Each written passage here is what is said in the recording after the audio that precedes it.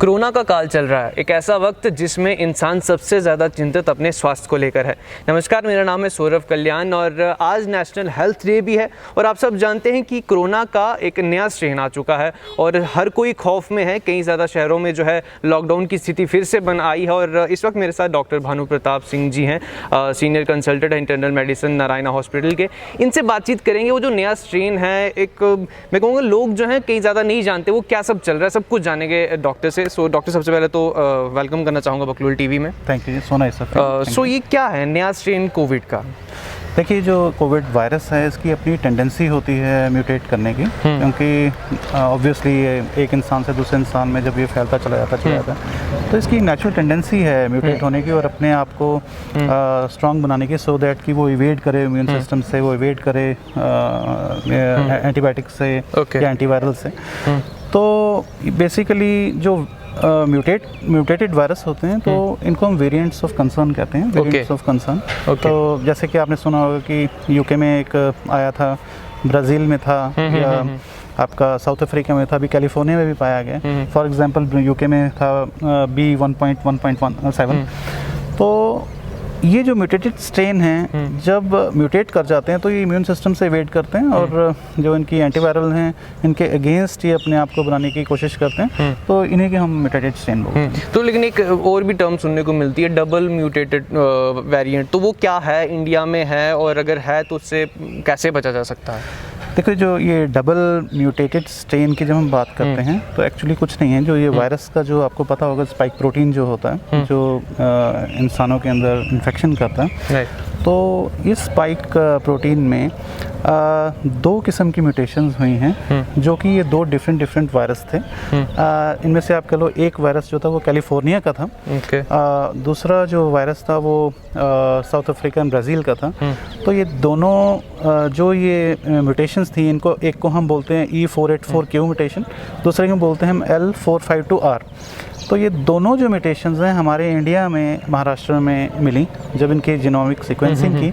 तो ये जो कैलिफोर्नियन या साउथ अफ्रीकन या ब्राज़ील स्ट्रेन था, ये आपस में मिलकर जो इन्होंने इंडिया में जो ये म्यूटेटेड स्ट्रेन है इसको हम डबल म्यूटेटेड स्ट्रेन बोलते हैं। लेकिन डॉक्टर, खास तौर पर ये मैं पूछना चाहूँगा क्योंकि अभी वैक्सीनेशन की भी प्रक्रिया भी चल रही है, हर कोई वैक्सीनेटेड हो रहा है लेकिन तब भी देखा जा रहा है कि पॉजिटिव आ रहे हैं सारे कोरोना वायरस से। तो ट्रस्ट कैसे करें, वैक्सीन पर करें, किस पे करें? देखिए, ऐसा है कि जो वैक्सीनेशन जो लग रही है, तो ऐसा नहीं है कि वैक्सीन लगेगी तो आपके एंटीबायोटिक इमीडिएटली बन जाएंगे। अच्छा। इसमें ऐसा होता है कि जो जब वैक्सीनेशन होती है, पहला तो ये है कि एंटीबायोटिक्स को बनते ही 28 दिन लग जाते हैं, 28 दिन या समटाइम 4 वीक्स लग जाते हैं। तो जब तक वो एंटीबायोटिक्स बनेंगी तो हो सकता है कि वो that particular person can have infection that time, तो उसमें इन्फेक्शन होने के चांसेस रहते हैं। मोर ओवर, जब वैक्सीनेशन लग जाता है और एंटीबायोटिक जनरेट हो भी जाते हैं तो हमें ना 4 किस्म के रिस्पांस मिल रहे हैं। पहला जो रिस्पांस है जिसको हम सेंटिनल रिस्पांस बोलते हैं। अच्छा। सेंटिनल रिस्पांस वो रिस्पांस है कि इसमें एंटीबायोटिक काफ़ी देर तक चलती हैं, हो सकता है 3 साल, 4 साल, 5 साल। सेकंड जो रिस्पांस है वो हम कहते हैं फंक्शनल रिस्पांस। फंक्शनल रिस्पांस का मतलब कि एंटीबायोटिक दे लास्ट फॉर से 8 और 9 मंथ्स। ओके। थर्ड जो रिस्पांस है उनको बोलते हैं डिक्लाइनिंग रिस्पांस, जिसमें वो हार्डली या 2-3 हफ्ते के लिए बनती हैं। एंड लास्टली जो है नल रिस्पांस। नल रिस्पांस की अगर किसी ने वैक्सीन ली भी हुई है उसमें भी एंटीबॉडी जनरेट नहीं होते। अच्छा। इसलिए हम उन लोगों को एनकरेज करते हैं कि आप बूस्टर डोजेस ज़रूर लें इस टाइप का। तो इन चारों रिस्पांस को देखते हुए हो सकता है कि पेशेंट कोरोना पॉजिटिव के बीच में आ सकता है, लेकिन इसका ये मतलब नहीं है कि हमें वैक्सीन लगानी ही नहीं चाहिए। We should go for the vaccination. This is very important because this will not allow virus to mutate, number 1, and it will definitely prevent you with having a more serious and robust response. But vaccination harmful नहीं ना, क्योंकि बहुत लोगों के दिमाग में ये भी चल रहा है कि हार्मफुल है वैक्सीनेशन, आपको नहीं लगानी चाहिए। देखिए, ऐसा है कि हर एक चीज़ के थोड़े बहुत साइड इफ़ेक्ट्स होते हैं। अगर आप पैरासीटामोल भी लेंगे या अगर आप ऑगमेंटिन या एंटीबायोटिक्स लेते हैं तो उसके थोड़े साइड इफ़ेक्ट रहते हैं। तो इसी तरीके से अगर कोई साइड इफ़ेक्ट इसका वैक्सीन का है तो वो सिर्फ यही है कि आपको पेन होती है एट इंजेक्शन साइट, नंबर 1, थोड़ा सा फीवर आ जाता है, बॉडी पेन्स होती हैं, लेकिन ये एक this is a good response is that your immune system has taking part, ठीक है ना। तो वो एक अच्छा रिस्पांस है। और जिनको बेचारों को फीवर ही नहीं आता, पेन नहीं होता, कुछ नहीं होता, तो दैट मीन्स के अंदर तो एंटीबॉडीज बन भी नहीं रहे हैं। तो ये एक अच्छा रिस्पांस है, इसमें घबराएं नहीं totally. You should go with the vaccination. अगर आपके एल्डरली लोग घर में हैं या बूढ़े लोग हैं उनको तो फर्स्ट प्रायोरिटी दीजिए। एंड जब भी आपका गवर्नमेंट ऑफ इंडिया की तरफ से नोटिफिकेशन आता है, go ahead and make it a festival. But इसका मैं अगर पूछना चाहूँ आपसे, इसकी मतलब हाइक जो है ना, मतलब अंत क्या है इसका? जैसे म्यूटेटेड स्ट्रेन अभी चल रहा है, सेकंड फेज आ गया, अगर थोड़े टाइम बाद ही अगर ख़त्म हो गया, क्या पता इसके बाद थर्ड आए, मतलब एंड क्या है इसका? देखिए, इसमें ऐसा है कि जब जो हम पैंडमिक्स की हिस्ट्री की बात करते हैं, तो जो भी आज तक जितने पैंडमिक्स हुए हैं, चाहे वो 13th सेंचुरी में हुआ जिसको हम ब्लैक डेथ प्लेग कहते थे, या 1918 सेंचुरी में जो स्पेनिश फ्लू हुआ, तो ये सारे जितने भी एपिडेमिक्स हैं, they last for 2 to 3 years, to be very honest.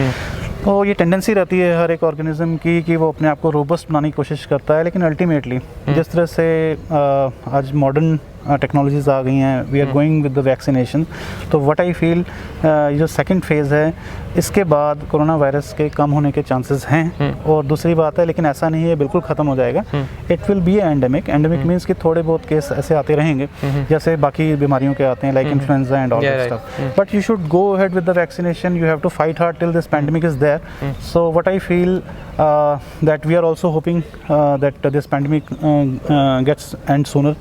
So what I feel, take precautions and go for vaccination. But this is the first drive. Are there any new drugs in making to fight with this pandemic, to fight with the mutant variant or COVID?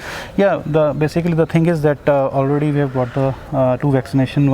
Number one is this Covaxin, and another one is Covishield. Yeah, Covishield. And the newer, the scientists and researchers are manufacturing certain vaccination which are in the form of oral pills only. Oral pills. Yeah, right. Number one.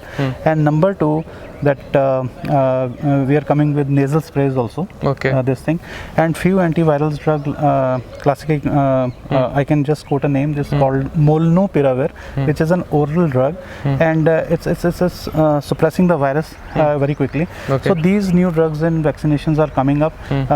We will be having a more arsenal to fighting with this COVID, to be very honest. So अगर आपकी बात करूं as a doctor, क्योंकि आप भी corona warrior ही हैं, ये आपका कोरोना का जो टाइम रहा, आपने भी 1.5 साल देखा, कोरोना से फाइट आपने भी किया, तो मैं आपका एक्सपीरियंस भी जानना चाहूँगा, क्योंकि बहुत ज़रूरी है। आपके पास भी पेशेंट्स आते रहते होंगे, रोज़ आते रहते होंगे, सैकड़ों की संख्या में आपने ट्रीट किया होगा।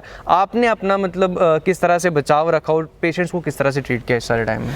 देखिए, मेरी एसोसिएशन तो पेशेंट्स के साथ बड़ी रही है पूरे 1 साल 1.5 साल। मैंने तो उनको कोविड वार्ड्स में देखा है, मैंने उनको आईसीयू में देखा है, कई लोग अनफॉर्चुनेटली स्कम कर गए, तो I have seen in front of my eyes how actually Covid behaves, and it's not like a very you should take it lightly, because I have seen the people who are facing the troubles, the people who are getting infected and going onto the ventilators. So I've seen all those things, but I've seen different kind of people. Some were very strong mentally, and they were keen to fight the disease, but some people are very weak, they got mentally stressed out. So during these challenging times, I try to motivate them, and subsequently I have to keep myself motivated, because not only I have to treat the patients, but the thing is that I have to be mentally strong. And only way, if I would have been mentally strong, then only I could have pursued other people to be mentally to stay mentally fit. So this is a very dynamic kind of thing, and I can assure you that I have seen a very considerably different type of patients. So आपने भी तो deal किया है, चलो 1.5 साल, लेकिन फिलहाल corona अभी भी चल रहा है, सब प्रिकॉशंस जानते भी हैं, लेकिन फिर भी जो नया स्ट्रेन आया है कहीं ना कहीं ज़्यादा डेडली भी माना जा रहा है, तो उससे कैसे मतलब अपने आप को बचाएं, प्रिकॉशंस क्या रहे? देखिए, जो अभी जो महाराष्ट्र में जितनी सैम्पलिंग हुई है, तो उसमें से जो 20%, 25%, जो 30% सैंपल्स हैं, वो डबल म्यूटेंट स्ट्रेन के आ रहे हैं। तो ये प्रिज्यूम किया जा रहा है कि हो सकता है कि जो म्यूटेंट स्ट्रेन है उसने पैंडेमिक को फ्लेयर अप किया है, ये प्रिज्यूम किया जा रहा है। मोर ओवर जो सेकंड इशू है वो ये है कि this mutated strain is evading immune system.